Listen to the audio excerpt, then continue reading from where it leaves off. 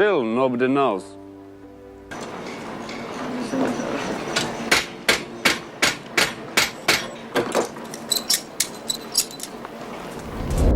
Veterans walked out of theaters in tears. Some had panic attacks in the parking lot. One screening had to be stopped because a vet started screaming. These 12 World War II films got the details so right that the men who lived through it couldn't watch. Number 12, Fury.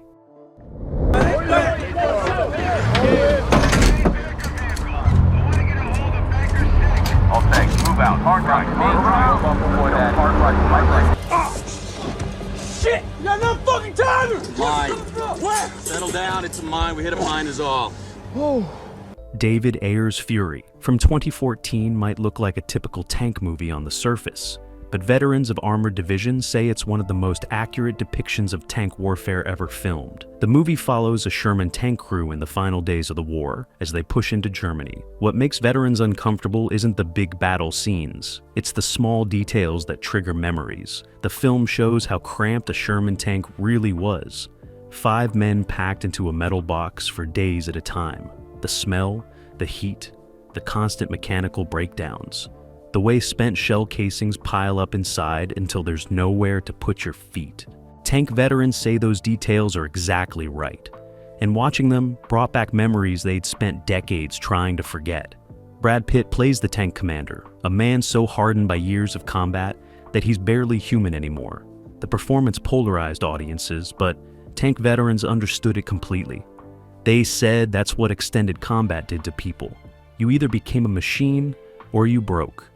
The film's depiction of a Sherman facing a Tiger tank is brutally honest about how outmatched American armor was. The Tiger could kill a Sherman from a mile away. The Sherman had to get close and hope for a lucky shot. Veterans who survived those encounters said the movie captured the sheer terror of knowing you were in an inferior vehicle facing something that could vaporize you before you even saw it. Ayer, who also wrote Training Day, spent months researching with tank crews and veterans. He had the cast live inside a tank for days before filming started so they'd understand the claustrophobia and the constant discomfort. That commitment to authenticity shows in every frame. The final battle, where the disabled Sherman crew holds off an SS battalion, has been criticized as Hollywood fantasy. But the sequence is actually based on multiple real incidents where small groups of American soldiers held defensive positions against overwhelming German forces. Veterans say the tactics shown are accurate, even if the specific scenario is dramatized. Fury made over $211 million worldwide on a $68 million budget. Critics were mixed, but veterans organizations praised its realism while also warning that former tankers might find it difficult to watch. Number 11. Cross of Iron Nam. Steiner has gone, Triebig has gone. I don't know where Lieutenant Meyer is. I don't know. Is he dead? Go to your Is he dead?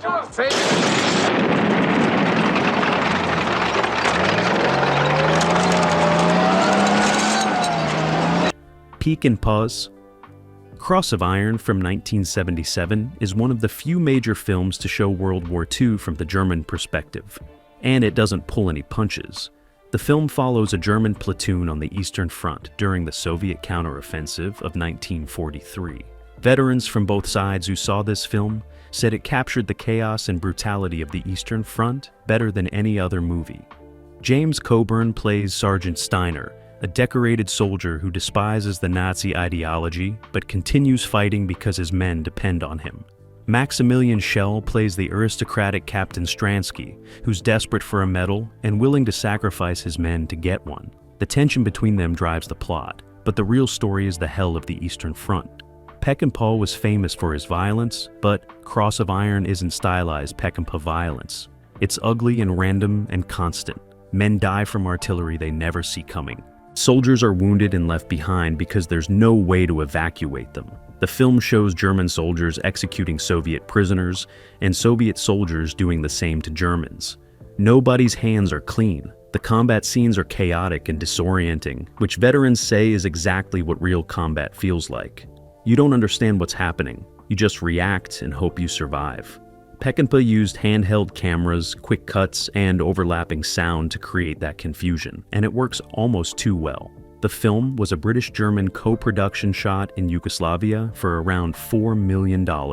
It bombed in America, making less than $1 million, but found success in Europe, where audiences were more comfortable with morally complex war films that didn't paint anyone as purely heroic.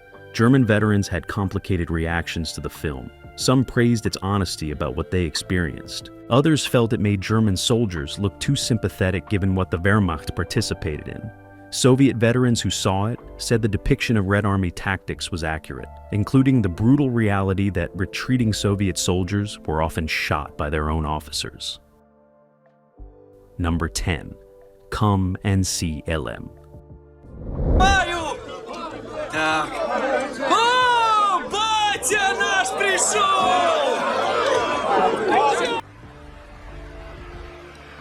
Вот же я. Вот. Klimov's Come and See.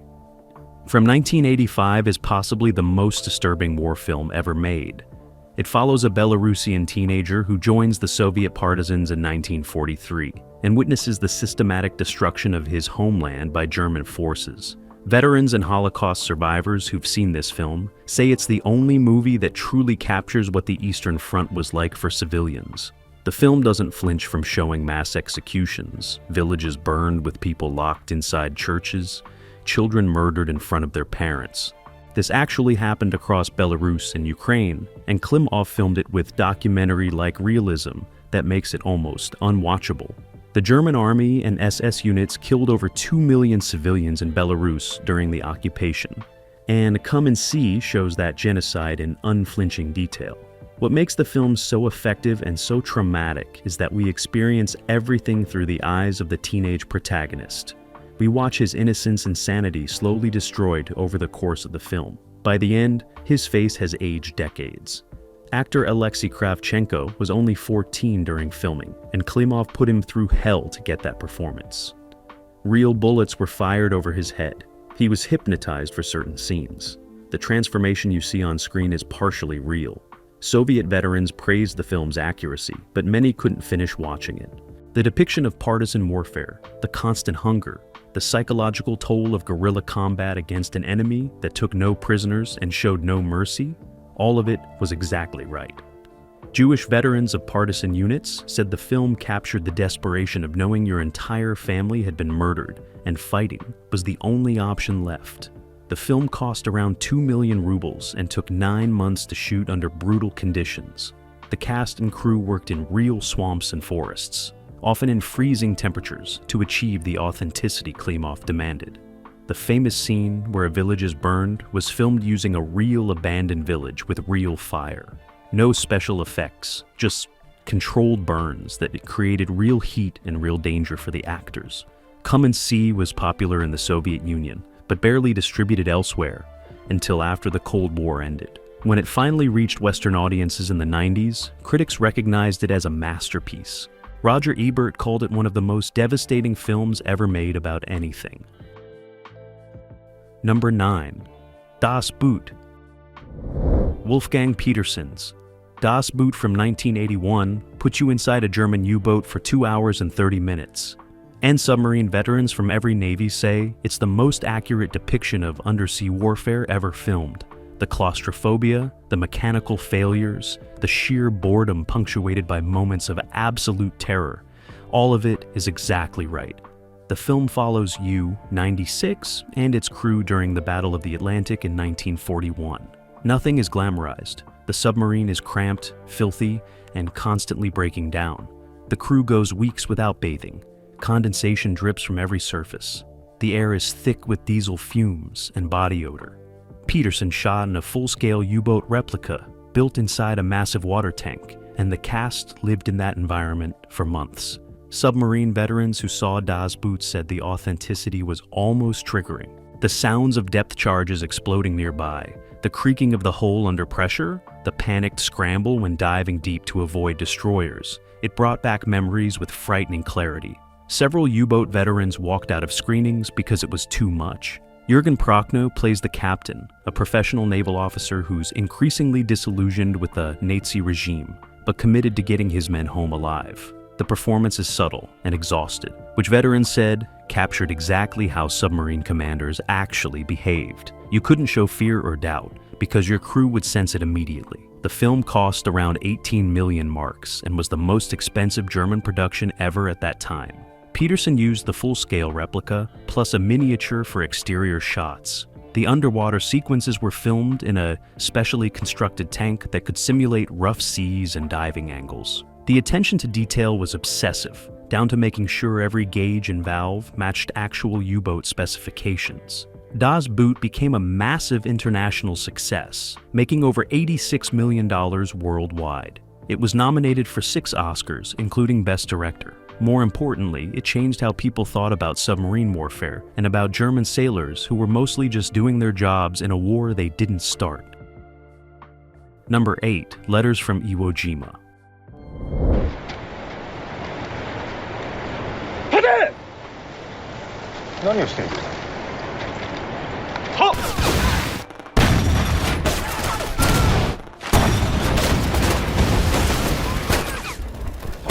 Clint Eastwood directed Letters from Iwo Jima in 2006, and it might be the most compassionate film ever made about an enemy force. Shot entirely in Japanese with Japanese actors, it shows the Battle of Iwo Jima from the perspective of the Japanese defenders who knew they were going to die but fought anyway because surrender wasn't an option. American veterans of Iwo Jima had complicated reactions to this film. Many said it helped them understand what they'd been fighting against. The Japanese soldiers weren't mindless fanatics. They were scared young men following orders, writing letters home they knew would never be sent, preparing for deaths they didn't want but felt honor-bound to accept. Ken Watanabe plays General Kurabayashi, the commander who designed Iwo Jima's defensive strategy. He's portrayed as intelligent, humane, and realistic about Japan's situation. He knows the war is lost. He knows his men are going to die, but he's determined to make the Americans pay such a high price that they'll reconsider invading the Japanese mainland. Veterans said that strategy was exactly right, and the film accurately shows how effective it was. The film depicts the horrific conditions inside the tunnel system the Japanese carved into Iwo Jima's volcanic rock. It was unbearably hot, poorly ventilated, and filled with sulfur fumes. Men suffocated, burned to death when Americans used flamethrowers at tunnel entrances, or committed suicide rather than be captured. Japanese veterans who survived those tunnels said the film understated how awful it really was. Eastwood shot the film back-to-back with Flags of Our Fathers, his American perspective Iwo Jima film. Letters from Iwo Jima cost $19 million and was filmed in Barstow, California, and briefly in Japan. The critical reception was overwhelmingly positive, with many critics calling it the better of the two films. What makes veterans uncomfortable isn't the violence, though there's plenty of that. It's the humanity. Seeing the enemy as real people with families and fears makes the killing harder to justify, even 70 years later. Several Iwo Jima veterans said the film forced them to confront things they'd spent decades not thinking about. Number 7. The Pianist.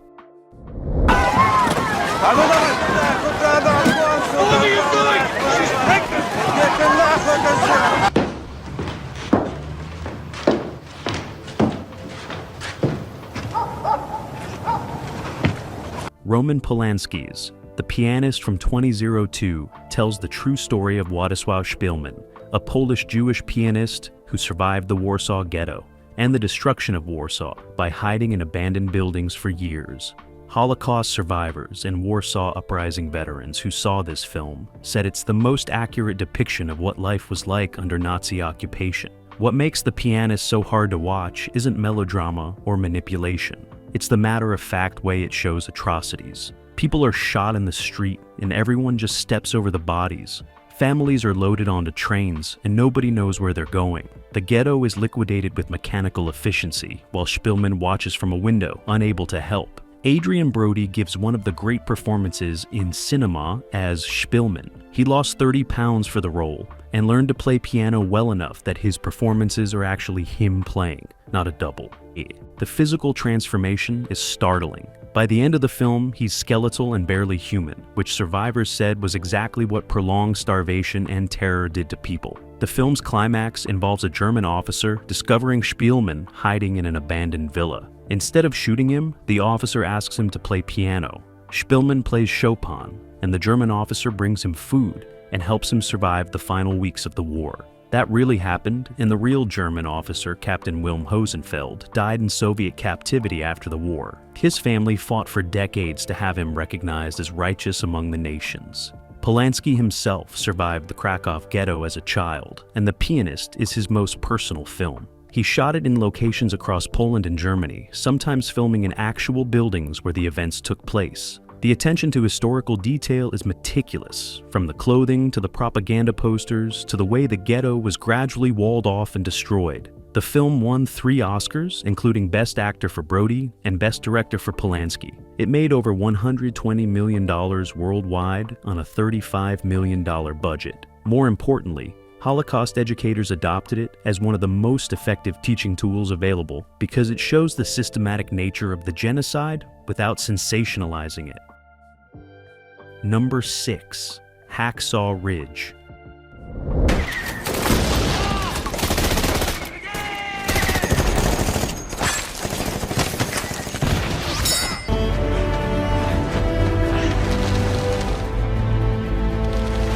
Please, Lord. Mel Gibson directed Hacksaw Ridge in 2016, and the Battle of Okinawa veterans who saw it said Gibson somehow made the combat scenes even more intense than the real thing.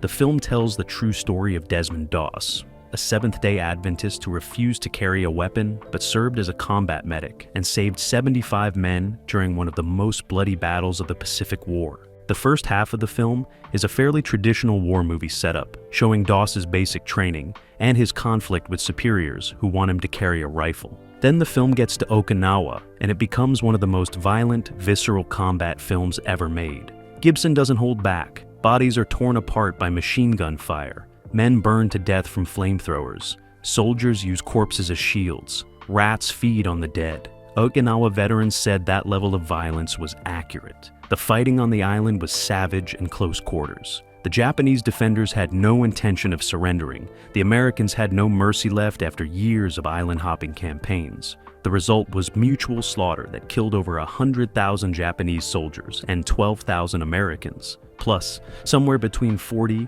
and 150,000 Okinawan civilians. The centerpiece of the film is the Battle of Hacksaw Ridge itself, a 70-meter cliff the Americans had to scale under constant fire. The Japanese defenders rolled grenades down on them, used flamethrowers, and counterattacked repeatedly. Gibson films it as sustained chaos, and veterans said that's exactly what it felt like. You didn't know if you'd been fighting for an hour or 5 hours. Time stopped meaning anything. Andrew Garfield plays Doss, and his performance anchors the film's emotional core. The real Doss was deeply religious and genuinely believed God was protecting him. Veterans who served with him confirmed he really did what the film shows, running into fire repeatedly to drag wounded men to safety, lowering them down the cliff face on makeshift stretchers, working non-stop for days until he collapsed from exhaustion and his own injuries.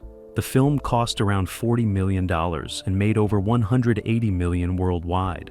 The combat scenes were filmed in Australia using a combination of practical effects and CGI augmentation. Gibson's commitment to depicting violence realistically sparked controversy, but veterans defended it. They said, if you're going to show war, show what it really is. Don't sanitize it. Number 5. A Bridge Too Far. Willing to discuss a surrender.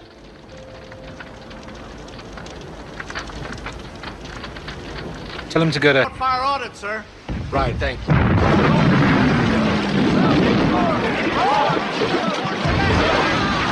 Richard Attenborough directed A Bridge Too Far in 1977, and it remains one of the most expensive war films ever made.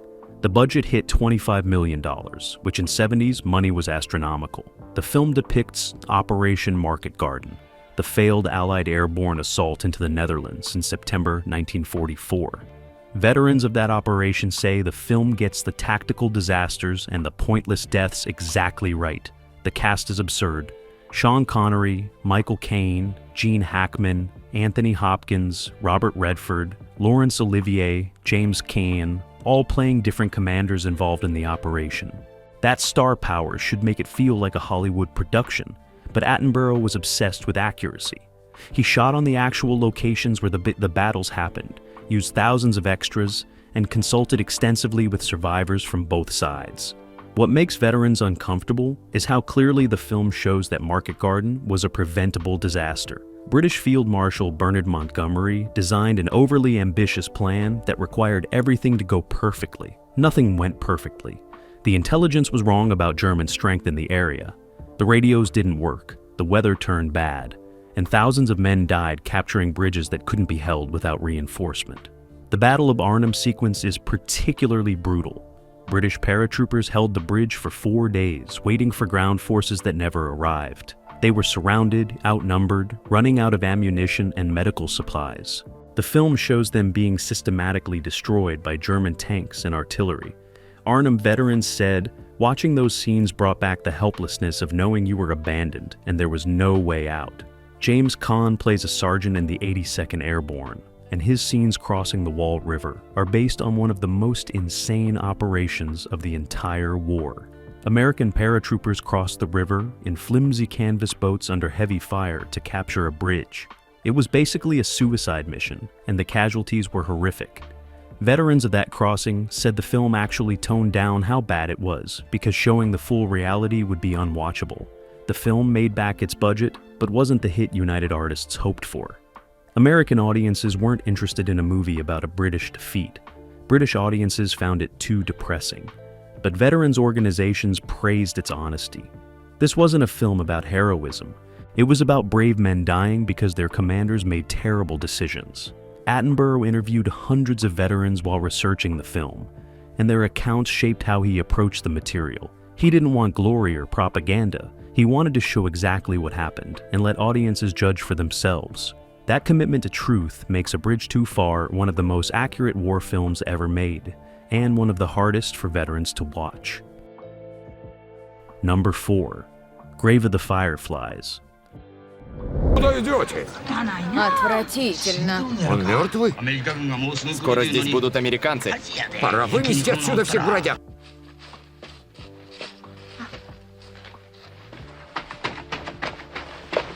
Ты ее видел? Isao Takahata directed Grave of the Fireflies in 1988, and it's an animated film about 2 children starving to death in wartime Japan. That description makes it sound like it shouldn't belong on this list, but Japanese civilians who survived the firebombing campaigns and the starvation of the final year of the war say it's the most accurate depiction of what they endured. The fact that it's animated somehow makes it worse. The film follows 14-year-old Seita and his 4-year-old sister, Setsuko, after American firebombs destroy their city. Their mother dies from her burns. Their father is away with the Navy and probably dead. They move in with an aunt who resents feeding them. Eventually, they're forced out and try to survive on their own in an abandoned bomb shelter. They don't make it. What makes Grave of the Fireflies so devastating is its unflinching honesty about what starvation does to children. Setsuko gets progressively weaker and sicker. Her hair falls out. She becomes lethargic and confused. She sucks on rocks because she's so hungry. These aren't dramatic movie moments. This is exactly what happened to thousands of Japanese children in 1945. The film is based on a semi-autobiographical novel by Akiyuki Nosaka, who survived a similar experience. His younger sister really did die of malnutrition, and the guilt haunted him for the rest of his life. He wrote the story decades later as a way of processing that trauma, and Takahata adapted it with brutal honesty. Japanese survivors of the firebombings say the opening sequence is almost too accurate.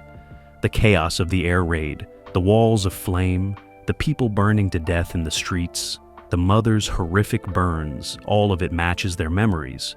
The film uses animation to show things that would be impossible or unethical to show in live action, but that doesn't make it any less real. Studio Ghibli released Grave of the Fireflies as a double feature with My Neighbor Totoro, which is one of the most bizarre programming decisions in cinema history. Audiences came for a cheerful Miyazaki film about magical forest creatures, and got traumatized by 2 hours of children dying slowly. The film wasn't a commercial success in Japan, and it took years to find an audience in the West. Roger Ebert put it on his list of great movies and said it was one of the most powerful war films ever made. But he also said he never wanted to watch it again. That's the universal response to Grave of the Fireflies.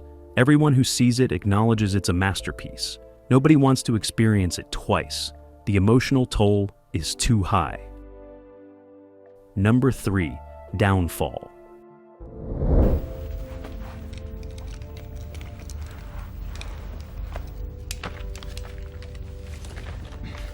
Drittens, 9. Armee mit Masse eingeschlossen. Oliver Hirschbiegel's Downfall from 2004 shows the final days of Adolf Hitler in his bunker beneath Berlin as the Soviet army closes in.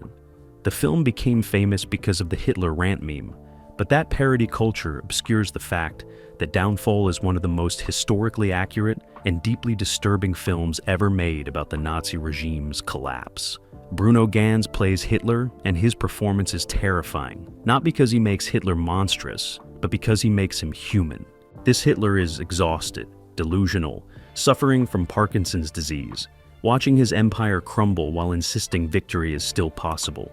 German veterans who survived the Battle of Berlin said this portrayal matches descriptions from people who were actually in the bunker. What makes Downfall unbearable for many viewers isn't Hitler's suicide. It's watching everyone around him continue the madness even when defeat is obvious. Goebbels murders his own children rather than let them live in a world without Nazism. Officers send teenage boys into combat against Soviet tanks. Wounded soldiers are executed for defeatism. The film shows the Nazi death cult consuming itself. The depiction of the Battle of Berlin is chaos. Buildings collapse from artillery fire. Soviet and German forces fight room to room. Civilians are caught in the crossfire.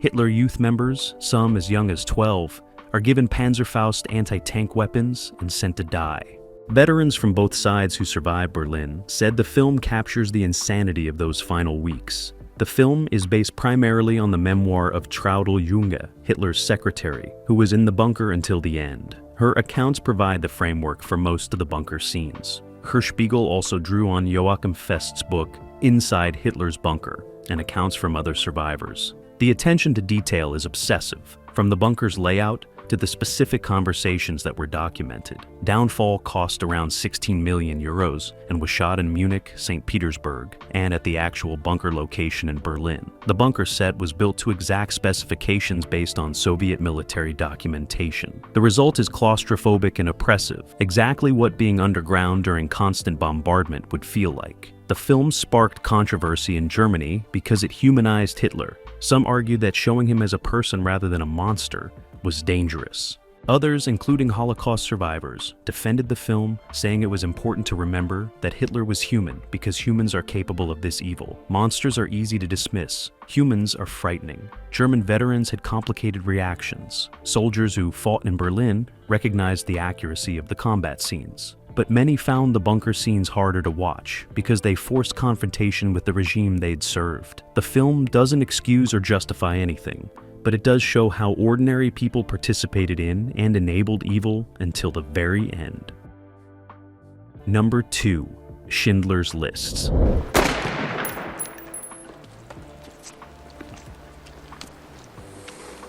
Still, nobody knows.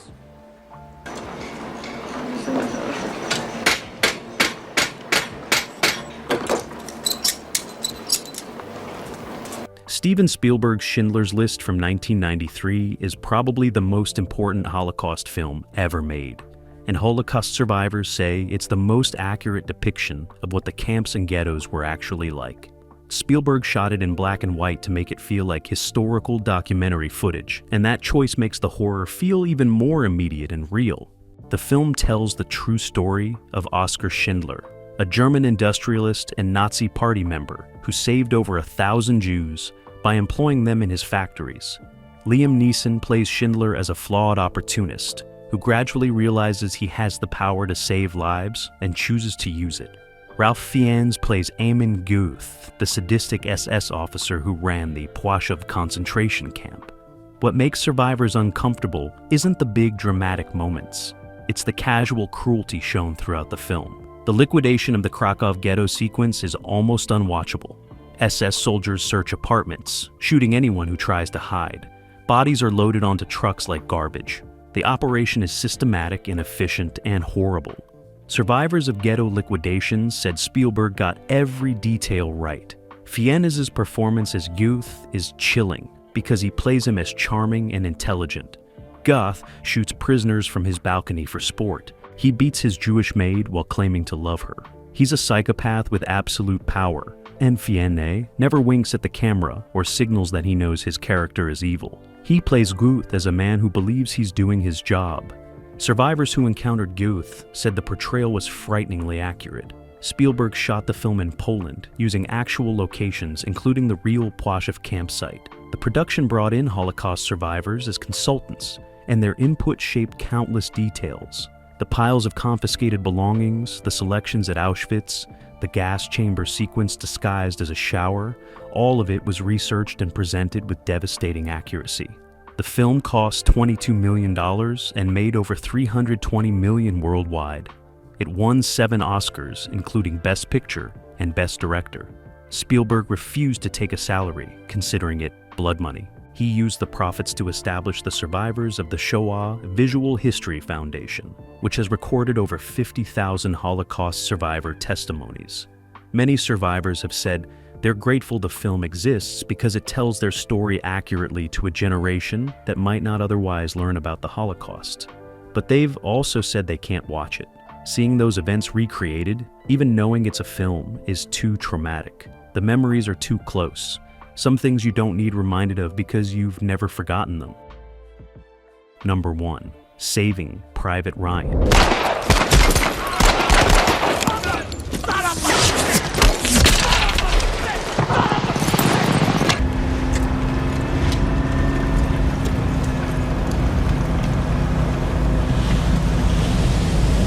Steven Spielberg's Saving Private Ryan from 1998 opens with 27 minutes of the most realistic combat footage ever filmed, and D-Day veterans walked out of theaters across America because they couldn't handle it. The Omaha Beach landing sequence doesn't just show the battle, it puts you in it, and what you experience is absolute chaos and terror. The scene starts with the landing craft doors opening, and machine gun fire immediately cutting down men before they can even step onto the beach. Bodies fall into the water, blood clouds the surf. Men drown under the weight of their equipment. Medics try to help the wounded and get shot. It's not heroic, it's slaughter, and it goes on for almost half an hour without letting up. Tom Hanks plays Captain Miller, leading a squad tasked with finding Private James Ryan, whose 3 brothers have all been killed in action. The mission is insane, risking 8 men to save 1 for public relations purposes. But they follow orders. The film follows them through the French countryside as they encounter snipers, defend a French town, and eventually face a German armored column with inadequate weapons. What makes D-Day veterans unable to watch isn't just the violence, though the violence is extreme. It's the sounds. Spielberg's sound design team recorded actual weapons fire and mixed it at volumes that replicate real combat. Bullets snap past with terrifying velocity.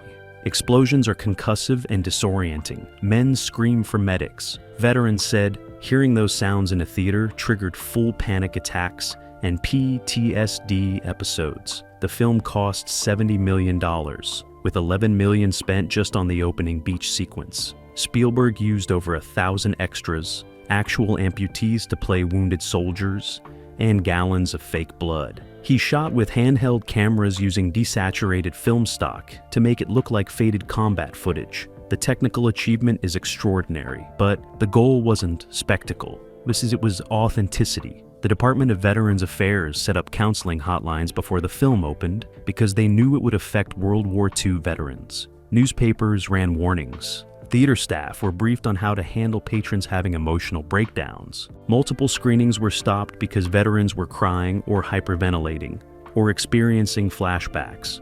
The film forced America to confront what its soldiers actually endured. Critics universally praised it. The film made $482 million worldwide and won 5 Oscars. It's considered one of the greatest war films ever made, but veterans have said they're glad it exists, while also wishing they'd never seen it. The opening sequence brought back memories and sensations they'd spent 50 years trying to forget. The smell of blood, the sound of wounded men calling for their mothers, the randomness of who lived and who died. Spielberg accomplished what he set out to do. He made a film that honored the sacrifice of the men who fought, while showing honestly what the sacrifice cost them. He didn't sanitize or romanticize. He just showed the truth, and the truth was more horrifying than most audiences were prepared for. Veterans appreciated that honesty even when they couldn't watch it themselves. These films didn't fail because they got it wrong. They failed the men who lived it because they got it right. When veterans can't watch your war movie, you've achieved something most directors never manage. You've shown war as it actually is, not as we wish it had been.